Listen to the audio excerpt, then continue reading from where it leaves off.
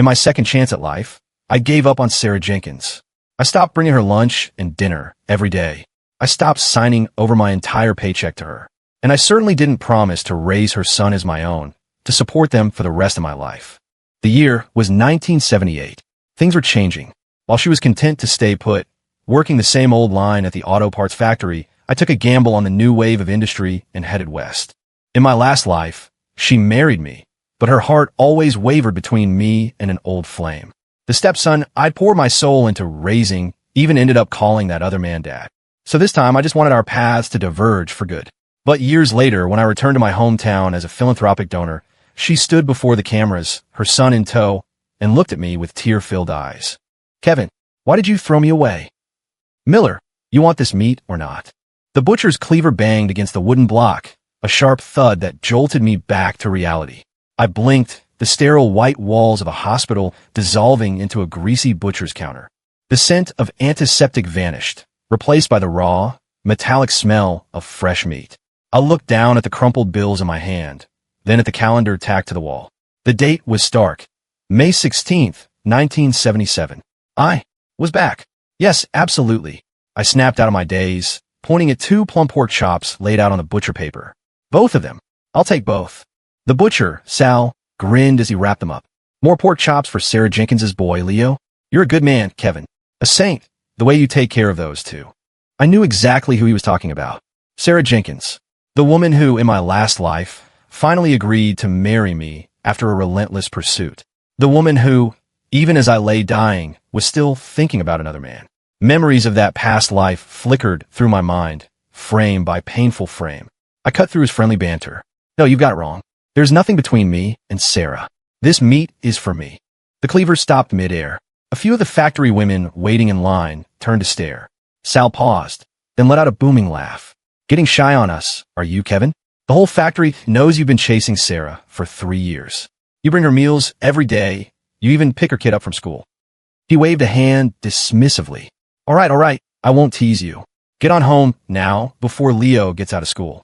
I didn't bother explaining further. I just took the oil paper wrap package and left. Behind me, I could hear Sal and the women whispering. They must have had a fight. But you just wait. Give it 2 days, and Kevin will be crawling right back to her. Man, he's got the patience of a saint. If my husband treated me half that well, I'd think I was dreaming. I don't get what Sarah's thinking. Holding out all these years, and still running around with that Vance fella. She's got no shame.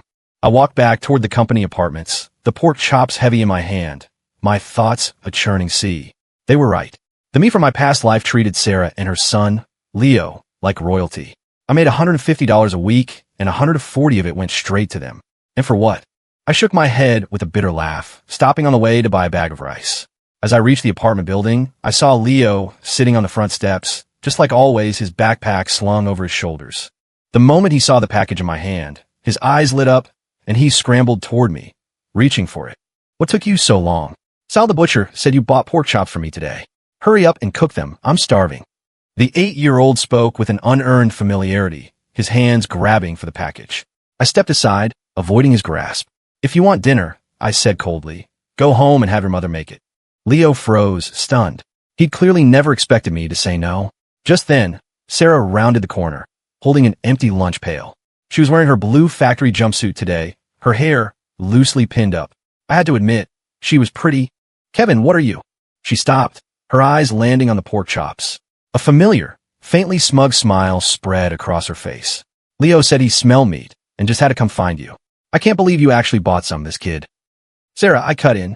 From now on, I'm not cooking for you two anymore. You're on your own. Her expression stiffened, but she tried to maintain her composure, forcing a gentle smile. What's gotten into you all of a sudden? Why are you being so formal? She asked softly. Is it the money? Are things tight because you're always cooking for us? Don't worry about that. I could pay you back for the groceries. How about that? Pay me back. I let out a cold laugh and slapped away Leo's hand as he reached for the pork chops again. If I remember correctly, you've been using my money for your groceries all along. You're going to pay me back with my own money.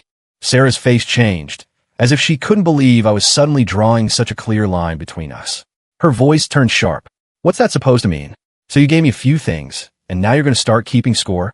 Then, as if remembering something, she let out a knowing oh. You're mad because I wiped the sweat off Rick's forehead yesterday, aren't you? You're jealous. God, Kevin, you can be so petty. Rick. Rick Vance. Just hearing the name made me want to laugh. He was the old flame that had tormented me for half a lifetime. Sarah married me, but her heart always belonged to Rick. Even on our wedding day, she cried her eyes out over a pin he'd given her as a gift. Fine. This time around, I wouldn't stand in their way. Let them have each other. I turned and headed for the stairs. Think whatever you want. All I know is from today on, you go your way, and I'll go mine. You, Kevin Miller, you'll come begging, you just wait. In my past life, I would have rushed back down to apologize, to find some way to make her happy again. But this time, I didn't even turn my head, no matter how loud she screamed. Back in my apartment, I started cooking the pork chops. The savory smell soon filled the entire hallway. The sauce bubbled in the pan, a mirror of my own turbulent thoughts. Before I died in my last life, I was alone in a hospital bed while Sarah and a grown-up Leo went to pick up Rick Vance from prison. The nurse told me the three of them were laughing and joking right outside my room. She said Leo was calling Rick Dad. It was pathetic. I'd spent a lifetime of devotion on two people whose hearts were always somewhere else. That being the case, why should I bother trying anymore? Mr. Kevin. Mr. Kevin. As I was plating the food, I heard Leo's voice from downstairs again, this time thick with tears. I'm hungry. Please just give me one bite. I'm begging you. I walked to the window. The boy was standing below, tears streaming down his face. Sarah stood a short distance away, pretending not to look, but I knew she was waiting, expecting me to soften up like I always did. I pushed open the window and yelled down, "Go home, and don't come back." Leo let out a wail. Sarah could no longer contain herself. She rushed forward, pointing up my window and screaming, "Kevin Miller, now you're picking on a child? You're not even human." Neighbors poked their heads out, their murmurs buzzing in the evening air. I had no doubt there'd be a whole new round of rumors about me at the factory tomorrow. But for the first time, I didn't care. Before long, Leo's crying finally stopped. It was replaced by a lazy, drawling voice coming from the entrance of the apartment complex. Well, what's all this? I could hear our little man Leo crying from a block away. I watched from my window as Rick Vance sauntered over, hands stuffed in his pockets. He wore a faded polyester shirt, his hair slicked back with grease, but his leather shoes were spattered with mud. I remember that outfit. Sarah had bought it for his birthday last year, using the money I'd given her for clothes and shoes. Rick. The moment Sarah saw him, her voice softened, her eyes immediately welling up. You're just in time. Rick strode forward and swept Leo up into his arms, spinning him around. Big boys don't cry. Tell Uncle Rick, who's been picking on you. It was Mr. Kevin. He wouldn't give me any meat. Leo, having found his champion, blubbered out his complaint. With a little embellishment from Sarah, Rick immediately puffed out his chest. Sheesh, is that all? A couple of pork chops? Come on, Uncle Rick will take you out to buy some. We'll get as many as you want. The eyes of both mother and son lit up, and they shot a triumphant glare up at my window. I smirked from above, then grabbed my trash bag and headed downstairs. As I reached the dumpsters, I heard Rick's awkward voice. Sarah, you got any cash on you? I left the house in a hurry, forgot my wallet. Sarah stammered, what? I haven't gotten paid this month. What about food stamps? We used the last of them on new clothes for Leo. I threw my trash into the metal bin with a loud clang. All three of them whipped their heads around to look at me. Rick was just pulling his hand out of his empty pocket. I kept my face blank, intending to walk past as if I hadn't heard a thing. But Rick, determined to put on a show for Sarah, couldn't leave it alone. You came down here just to laugh at me, didn't you? Let me tell you something. I just forgot my wallet today. Another day, I'll take Sarah and Leo to the Harmony Diner. A real sit-down meal. It's just a couple of pork chops. Who cares about your scraps? It's not like we can't afford it. Rick's expression was smug, though what he had to be proud of, I couldn't imagine. I looked at his empty pockets and couldn't help but laugh out loud. Rick, your pockets are emptier than your promises. What are you going to pay with? Your dad's pension. I seem to recall your dad as Mr. Vance, the foreman on line 2, about to retire, right? Heard he even quit smoking just to save up for a wedding ring for you. My voice was low but carried. And a word of advice, for an unemployed guy, you shouldn't be so quick to flash cash you don't have. You're just putting more strain on your old man. Rick's face turned beet red. Kevin Miller, you shut your damn mouth. Who? Who says I'm unemployed? Oh, you got a job? What is it? Holding court at the pool hall. Or dealing cards in some backroom game. I bet that costs you more than you make in a month, doesn't it? In my last life, out of respect for Sarah's feelings, I never would have said something so cutting, no matter how much I disliked him. This was the first time I'd ever let it all out, and I had to admit, it felt good. But Sarah immediately stepped in front of Rick like a mother hen protecting her chick. Her eyes were red, as if I'd committed some terrible crime. Kevin, what's happened to you? How could you become like this? Rick is my friend, at the very least. How could you humiliate him like that? Humiliate him? I dropped my smile. Sarah, I've given you both more than enough dignity. Now, please, take what's left of yours and get out of my sight. Rick might not have had a real job, but he ran with a rough crowd and had a couple of lackeys who followed him around. On top of that, he'd been spoiled rotten by his parents his whole life. He'd never been talked to like that. He grabbed Sarah and Leo and stormed off. Before he left, he threw one last threat over his shoulder. Kevin Miller, you just wait. I shook my head and went back to my apartment. The pork chops were probably perfectly tender by now. With them gone, I could finally enjoy my own dinner in peace. Through my window, I saw Rick gesturing wildly to Sarah near the factory gate. Sarah kept nodding, while Leo stared longingly in the direction of the Harmony Diner. I knew it wouldn't be long before Sarah came to borrow money from me, just like she had countless times in our past life. But this time, my answer would only be one word: no. Just as I expected, it wasn't long before Sarah showed up at my door again, shameless as ever. I thought her pride would have lasted longer, but she caved in less than a week. She stood outside my door, her eyes slightly red, as if she'd just been crying. When she saw me looking, she lowered her head and twisted the hem of her shirt, hesitating. My tone was flat. What is it?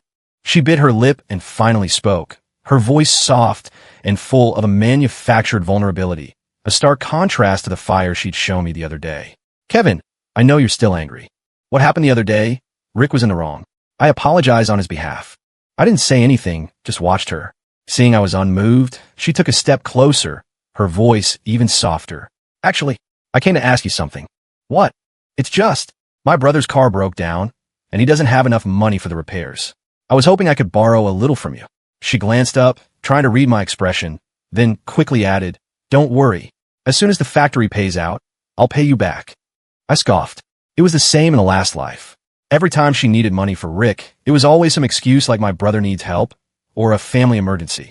And once she had the money, she'd leverage my feelings for her and never mention repayment again. And what about me? I believed her, fool that I was, draining my own savings while she took my money and gave it to Rick Vance. She really did take me for the world's biggest sucker. So I cut her off. I don't have any money. She froze, clearly not expecting such a blunt refusal. Her voice hitched. Kevin, you know how much pride I have. For me to come and ask you for money, wasn't that me extending an olive branch? Can't you see I'm giving you a way to fix this? An olive branch? I almost laughed out loud.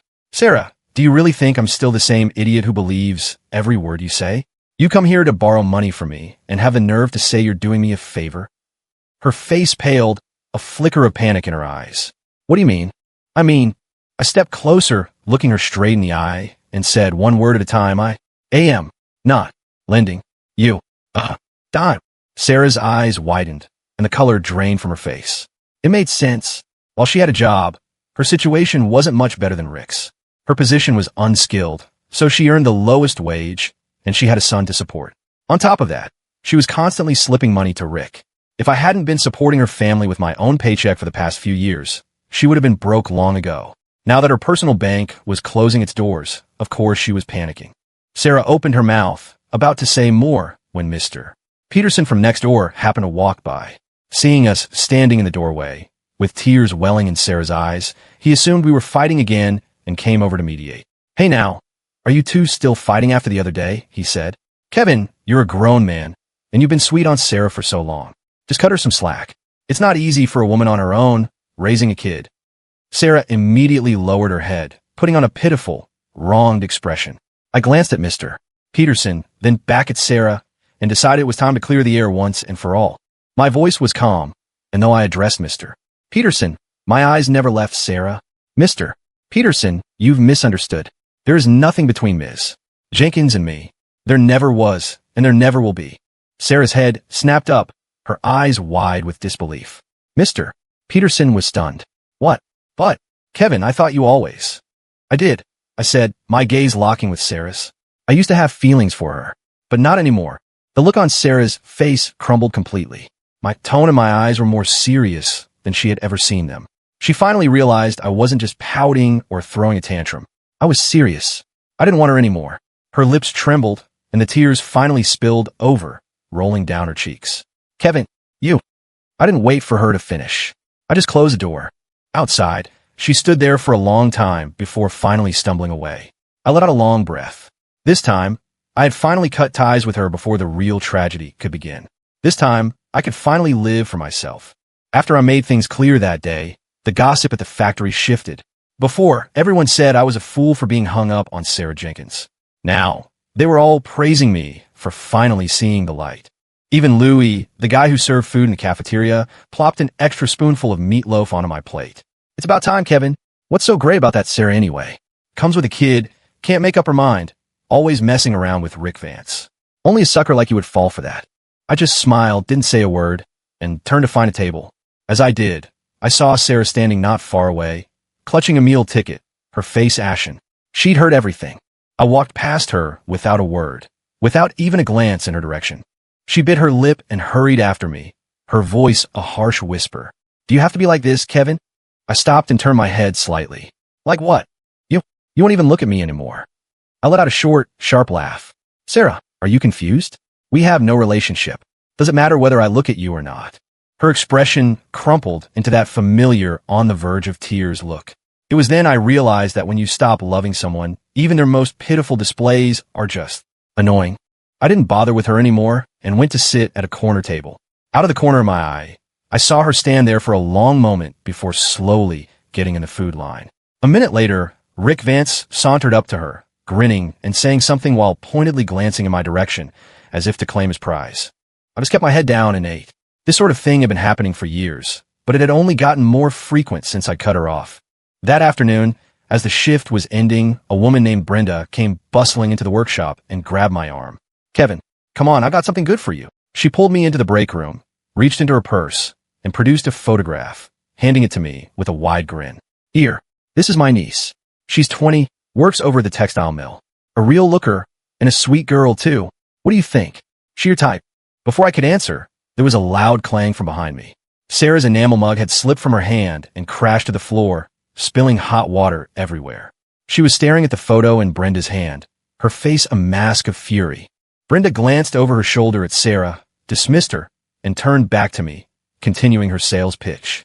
This girl is a hard worker, comes from a good family. If you're interested, I can set something up. I was about to speak when Sarah lunged forward, shoving Brenda's hand away. Brenda, what do you think you're doing? She shrieked. Brenda froze for a second, then her eyebrows shot up. I'm setting Kevin up on a date. What's it to you? You? Sarah was so angry, she was practically shaking, her hands clenched in a tight fist at her sides.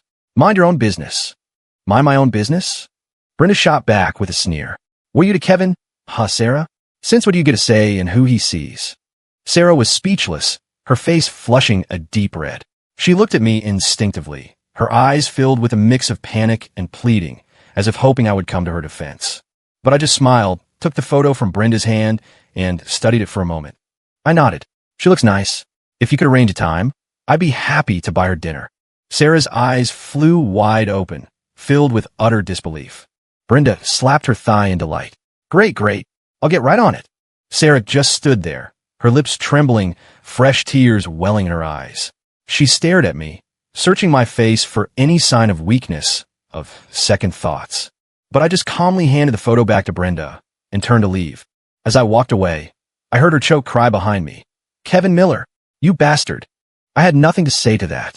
Why was it okay for her to string two men along? But the moment I considered meeting someone new, I was the bastard. Her world was a strange and unfair place. Brenda was a woman of her word. I thought it might take a few days, but she had the date set up for the very next night. The young woman's name was Megan Davis. She had short hair and bright, intelligent eyes. She spoke clearly and directly. You could tell right away she was a no-nonsense kind of person. We met at the Harmony Diner, the new sit-down place in town. I was just hoping to make a new friend, but once we started talking, we couldn't stop. She took a bite of her pot roast, her eyes widening slightly. You want to head west, too? I thought I was the only one around here with that idea. I poured her some more iced tea and smiled. With the way things are going, there's more opportunity out there. Better than grinding away at the factory for the rest of your life. Exactly. My cousin moved to San Jose last year. He writes back saying they're building factories everywhere, and the pay is 3 times what we make here. I looked up and saw a flicker of genuine fire in Megan's eyes. We found more and more to talk about, from the best routes to take west to potential business ideas and our plans for the future. She wasn't shy or reserved like many women. She was direct, and her mind was sharp. She even mentioned wanting to learn a foreign language, just in case she had a chance to deal with international clients. We were there for over 2 hours. It was only when the waitress came by to say they were closing that we reluctantly got up to leave. Outside, the night air was cool. Megan wrapped her coat a little tighter and smiled. That was great. We should do it again sometime. I nodded. Definitely. You pick the place next time I treat. She waved a hand.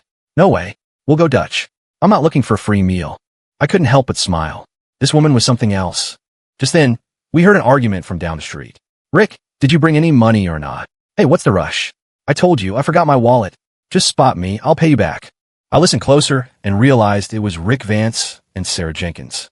Sarah's voice was tight with suppressed anger, trying not to make a scene in public. What money? I gave you my whole last paycheck to cover your gambling debts. Megan and I both turned just in time to see them step into the light.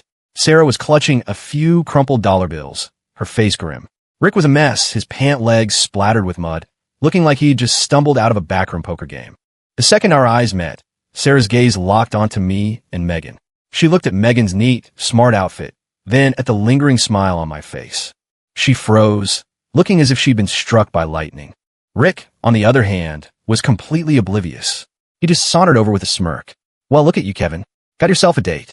Megan frowned, but didn't say anything. I gave a quiet, hum, and then nodded once at Sarah, a minimal greeting. Sarah's lips trembled. She suddenly threw the cash in her hand at Rick's chest, turned, and ran.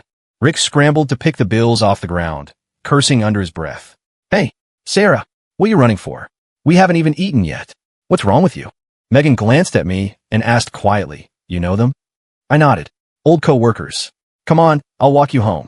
I had assumed that in this life, without me in the way, Sarah and Rick would have gotten together without a hitch. But for some reason, after that night at the diner, Sarah started trying to get my attention again.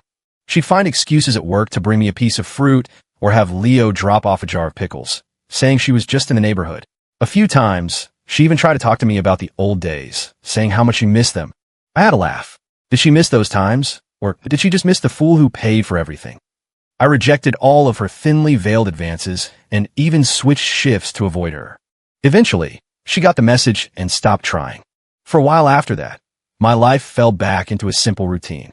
But my connection with Megan grew stronger, and so did our desire to head west. One ordinary afternoon, we finally made a decision. Next month, we would go to California together. Putting in my notice was easy. The plant supervisor was disappointed to see me go, but he saw I had my mind made up and didn't try to stop me. On my last day, as I was packing my toolbox, my workmates gathered around. You really leaving, Kevin? Well, good for you. A guy with your skills can make it anywhere. This little town was holding you back. We'll see about that. Just trying something new, I said with a smile, shoving the last of my tools into my bag. Take care, everyone. Maybe we'll see each other again. The sun was bright as I walked out of the workshop. I took a deep breath, ready to leave it all behind, when I saw Sarah standing under the big oak tree by the factory gate, nervously twisting the hem of her shirt. When she saw me looking, she hurried over. I heard you quit. Why? Just didn't feel like working here anymore, I said noncommittally. What do you mean you didn't feel like it? You've worked at this factory for years. How can you just up and leave? I looked at her reddened eyes and found the whole situation ridiculous. In my last life, I turned down several promotions just to stay in this town and take care of her and Leo. Now that I was finally leaving, she was the one getting upset. I didn't want to waste any more words on her and made to leave. But she suddenly reached out and grabbed my sleeve. Kevin, let's talk. I pulled my arm away. There's nothing to talk about. Yes, there is. She blocked my path, her eyes getting redder. These past few weeks have been really hard for me. I stopped and looked at her, waiting. I tried to make it work with Rick, but it's just not the same feeling. I raised an eyebrow, but said nothing. I admit, I was confused before. But Kevin, it's not like I have no feelings for you. These days, when you've been avoiding me, I realized. I can't stand it. A breeze rustled the leaves of the oak tree. Sarah's voice grew quieter, trembling with something close to a sob. What if I told you I was wrong? That I'm willing to cut things off with Rick for good? Could you forgive me? When I didn't respond, she grabbed my hand, as if playing her final card. And marriage. You always wanted to marry me, right? Let's get married, Kevin. What do you say? I looked at her tear-streaked face, and for a moment, I was transported back to my past life. She had been just like this then, marrying me as if it were both her choice and a heavy burden. We were happy for a little while, but it wasn't long before she decided the grass was greener on the other side. I'd cook for her, and she complained that it wasn't as thoughtful as Rick asking what she was in a mood for. I'd work myself to the bone to provide for us, and she'd complain I never had time for her. But when I offered to take time off, she'd suddenly lose all interest in going anywhere. When I was sick in bed, she was busy knitting a sweater for Rick. No matter how much I did for her, how much I loved her, it was like she couldn't see it. Her heart was always with someone else. I wasn't going to live that life a second time. I sighed softly and gently pulled my hand from her grasp. "It's too late, Sarah." She froze, the tears suspended on her lashes. "What do you mean?" "Exactly what it sounds like." I stepped past her, my voice calm as I walked away. "It was over between us a long time ago. I don't love you, and you need to stop coming after me. Let's just call it quits and leave each other with a little dignity." "No, Kevin," she cried out behind me, her voice laced with a panic I'd never heard before. "Where are you going? Tell me where you're going." I didn't turn back. I didn't answer. As far as I was concerned, we were finished. Wherever I was going, whatever I was doing, it had absolutely nothing to do with her anymore. A month later, Megan and I were on a Greyhound bus heading west. The station was a chaotic swirl of people, the hiss of the bus's air brakes cutting through the noise. We leaned against each other, two greenhorns seeing the world for the first time, fascinated by everything that flew past the bus window. The air in California was different from back home, tinged with the damp, salty smell of the ocean, but humming with an energy we'd never felt before. Megan and I rented a small garage in San Jose and started dealing in electronic components. Megan had a real talent for business. She caught on to things instantly and had an incredible drive, poring over ledgers even while we ate dinner. "This next shipment arrives tomorrow," she'd say. "I've already lined up a buyer. We can triple our investment on this one." I smiled and put a piece of steak on her plate. "Focus on your dinner. The books will still be there later." She'd grin back, take a few bites, then look up again. "Kevin, are you sure you've never done this before? You seem to know the business better than some of the old-timers." My fork paused for a second. Maybe I was born for it. The truth was, the memories of my past life were an incredible advantage. I knew which components would surge in price, how to negotiate with the big tech guys, and I even anticipated a few market shifts. In less than 6 months, we had our first real nest egg, $50,000. Megan's hands were shaking as she held the bank statement. I've never seen this much money in my life. I put the statement back in a drawer. This is just the beginning. A year from now, that number will have another zero on the end. We used the money to lease a small storefront and put up a sign, Genesis Electronics. During the day, I sourced parts while she managed the accounts. At night, we'd crowd into the tiny loft apartment upstairs, planning our next moves over a map of the valley. One night, a fierce rainstorm caused a roof to leak, soaking our map. Megan cursed the landlord as she tried to salvage it. Watching her, her face scrunched up in frustration, I was struck by how happy I was in that moment. She caught me staring. "What are you looking at?" I reached out and wiped a smudge of dirt from her cheek. You're beautiful." Her ears turned bright red. She grabbed a dish rag and playfully threw it at me. "Oh, shut up." Time flew by, and by the end of the year, business was booming. One day, walking past the post office, I found myself thinking of our little town back in Ohio, of the children of my old co-workers, too poor to even afford school supplies. That evening, I brought up with Megan, "Let's start a scholarship fund, specifically for kids back home who can't afford school." Her eyes lit up. "Yes, I've been wanting to do something like that." The next day, we opened a dedicated account at the bank and wired the first sum to Brenda, asking her to find the children who needed it most. Brenda wrote back, telling us everyone at the factory was saying what good people we were. She also mentioned that Sarah had been moved to a clerical job in the back office, and that Rick Vance had been fired for stealing parts from the factory. He'd kept up his petty crimes and eventually landed himself in jail. The rest was just small-town gossip. I read the letter, folded it, and put it away. My heart felt nothing, no ripples of emotion. Thinking about those two felt like remembering people from another lifetime. On Megan's birthday, I booked the patio at the Vista Point restaurant, a beautiful place overlooking the valley. I told her we were meeting an important client, so she should wear her favorite dress. When I pulled out the diamond ring, she was so shocked she nearly knocked over her wine glass. "Are you crazy? How much did this cost? What's the point of making money if I can't spend it on you?" Even though I'd lived a whole life before, my face was burning as I got down on one knee, my voice shaking. "Megan, will you marry me?" Tears immediately streamed down her face as she playfully punched my shoulder. "You jerk! You can't just spring something like this on a person." But in the end, The ring found its home on her finger. We agreed that once the business was a little more established, in 2 years, we would get married. The lights of Silicon Valley were breathtaking that night, like scattered gold dust across the dark hills. With Megan resting against me, I felt a sense of peace, like I finally had everything I'd ever wanted. A year passed in the blink of an eye. As summer approached, I received an invitation from my hometown. They wanted me to attend a ceremony for the foundation and said there were many children eager to thank me in person. I've never liked being put on a pedestal, but I felt I couldn't refuse again. So I found a free weekend and flew back with Megan. On the day of the ceremony, the town hall auditorium was packed. Just before the group photo, I noticed a familiar figure standing in the corner. It was Sarah, holding the hand of a tall, thin teenager, looking nervously in our direction. She had aged considerably. There were streaks of gray at her temples, and she was wearing the same faded blue work clothes. When she saw me, she hesitated before walking over. "Kevin, I came to say thank you." Seeing my confusion, she added, "Leo is on the list of scholarship recipients." The boy stood awkwardly behind her, a shadow of the brash kid I once knew. I just nodded. "Make sure you study hard. If you run into any trouble, the foundation can help." Sarah's lips trembled. She made an excuse to send Leo away. When she turned back to me, her eyes were filled with tears. "Kevin, why did you give up on me? How could you just—" "Kevin." Before I could respond, Megan walked over, smiling, a list in her hand.